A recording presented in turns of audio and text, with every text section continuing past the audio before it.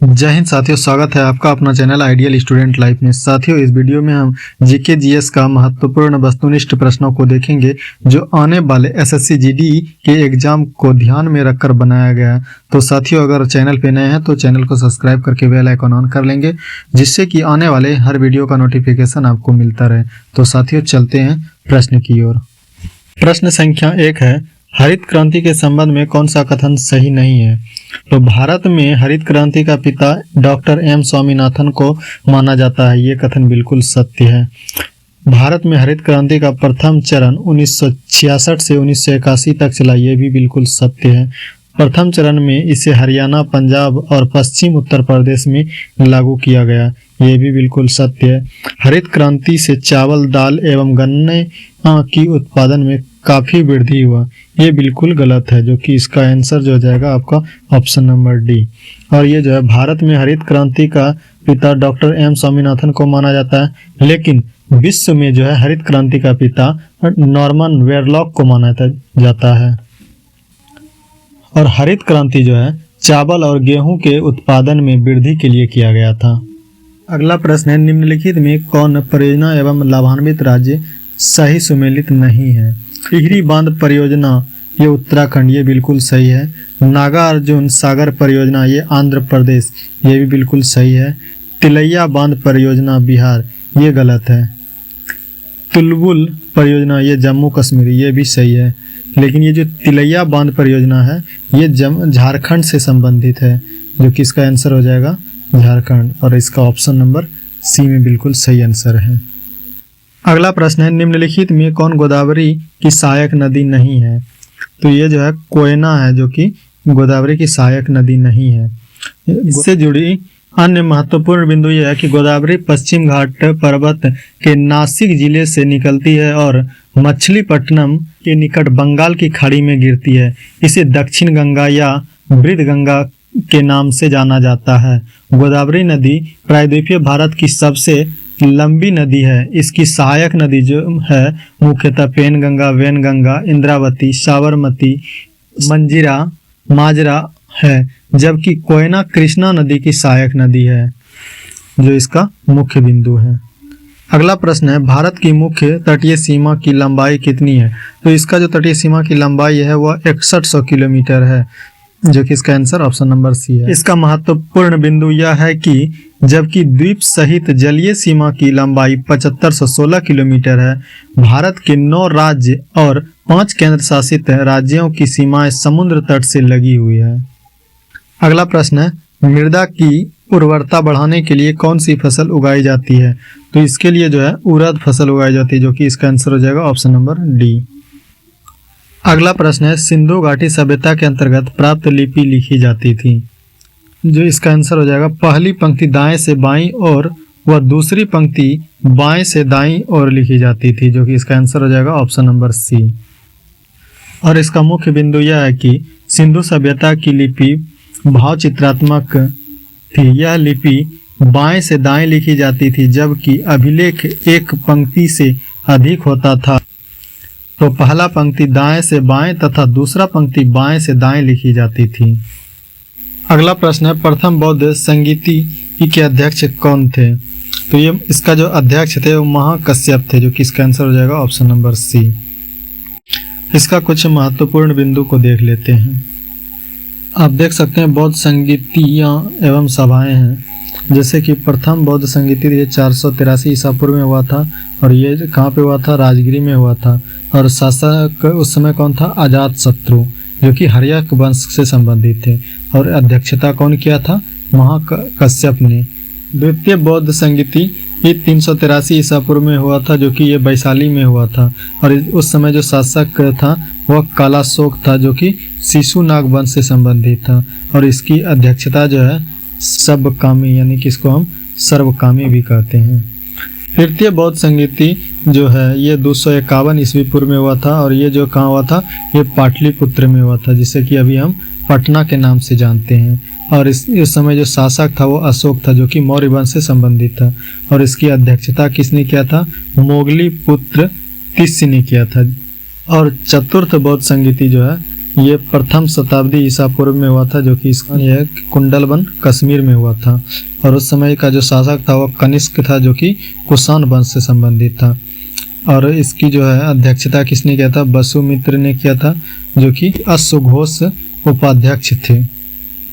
अगला प्रश्न है, निम्न में से कौन एक प्राकृतिक बंदरगाह नहीं है? तो ये चेन्नई जो है प्राकृतिक बंदरगाह नहीं है, जो कि इसका आंसर हो जाएगा ऑप्शन नंबर सी।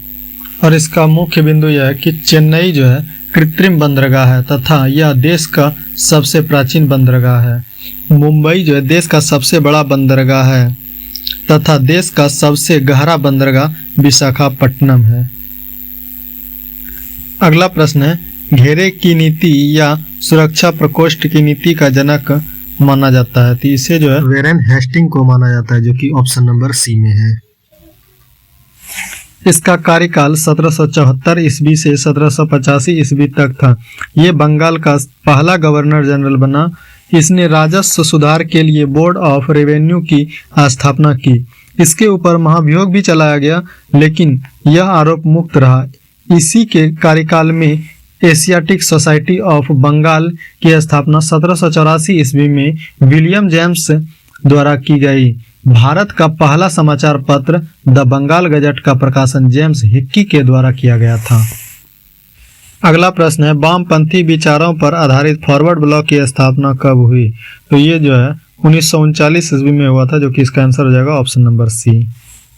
इसका मुख्य बिंदु यह है कि वामपंथी विचारधाराओं का जो स्थापना सुभाष चंद्र बोस ने किया था, जो कि 1939 ईस्वी में हुई थी।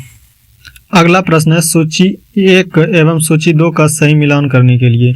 सूची 1 में स्थल दिया है, सूची 2 में उत्खननकर्ता दिया है।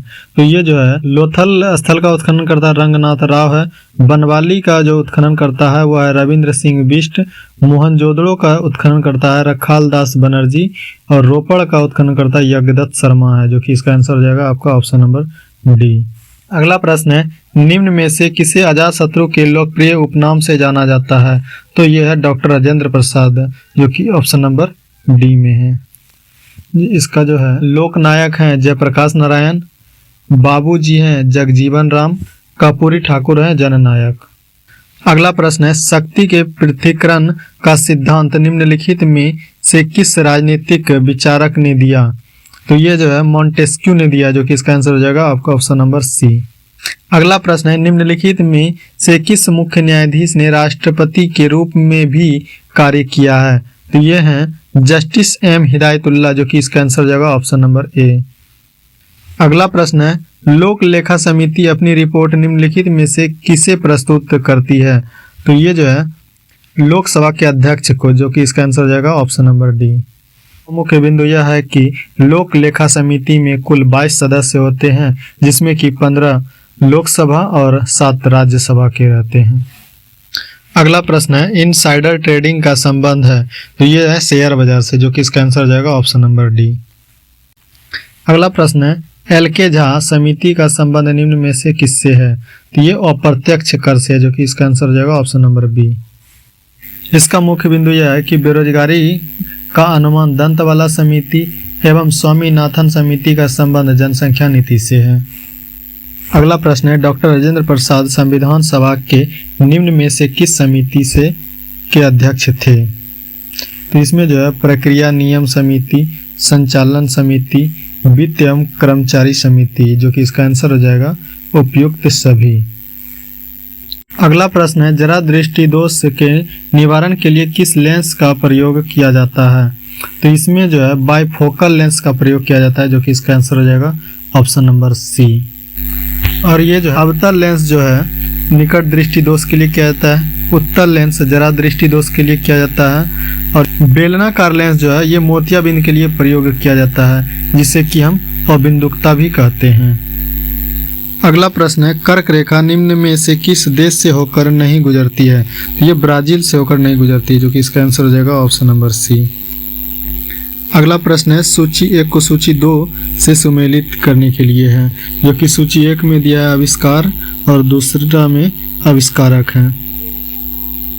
न्यूट्रॉन के आविष्कारक हैं जेम्स चैडविक, इलेक्ट्रॉन के आविष्कारक हैं जे.जे. थॉमसन, प्रोटॉन के आविष्कारक हैं गोल्डस्टीन और परमाणु नाभिक के आविष्कारक हैं रदरफोर्ड, जो कि इसका आंसर हो जाएगा ऑप्शन नंबर डी। अगला प्रश्न है, सोडियम के एक परमाणु में कोर इलेक्ट्रॉन की संख्या होता है, तो ये जो है इसका संख्या 10 होता है, जो कि इसका आंसर हो जाएगा ऑप्शन नंबर सी। अगला प्रश्न है, निम्नलिखित में कौन हाइड्रा अम्ल का उदाहरण है? HCl, जिसे कि हाइड्रोक्लोरिक अम्ल बोलते हैं इसका, जो कि इसका आंसर हो जाएगा ऑप्शन नंबर सी। और हाइड्रा अम्ल में जो है ऑक्सीजन अनुपस्थित रहता है। अगला प्रश्न है, बॉयल, चार्ल्स एवं अवोगाद्रो द्वारा प्रतिपादित गैसीय नियमों का संयुक्त रूप क्या कहलाता है? इसे आदर्श गैस नियम कहा जाता है, जो कि इसका आंसर हो जाएगा ऑप्शन नंबर सी। अगला प्रश्न है, जीवाणु विज्ञान का जनक किन्हें माना जाता है? तो ये लुई पास्चर को माना जाता है, जो कि इसका आंसर हो जाएगा ऑप्शन नंबर ए।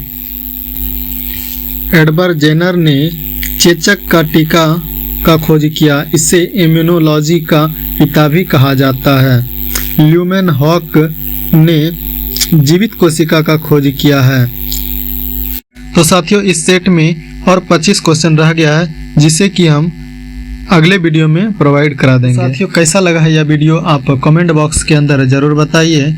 आपके द्वारा लाइक किया जाना, शेयर किया जाना और चैनल को सब्सक्राइब किया जाना हमारा मोटिवेशन है। आपके द्वारा लाइक, शेयर और सब्सक्राइब किए जाने से जो हमें प्रेरणा मिलती है वो अगले दिन की ऊर्जा के रूप में कार्य करती है। तो निश्चिंत ही आप अपना प्यार हमारे चैनल को अवश्य देंगे। और आपने अभी तक हमारा टेलीग्राम ग्रुप को ज्वाइन नहीं किया है तो डिस्क्रिप्शन में उसका लिंक है, आप टेलीग्राम चैनल को ज्वाइन कर लेंगे, जिसमें कि हम कई तरह की नोटिफिकेशन डालते रहते हैं। फिलहाल के लिए इतना ही। बड़ों का सम्मान करें, छोटों को प्यार दें। मिलते हैं अगले वीडियो में, तब तक के लिए जय हिंद, वंदे मातरम।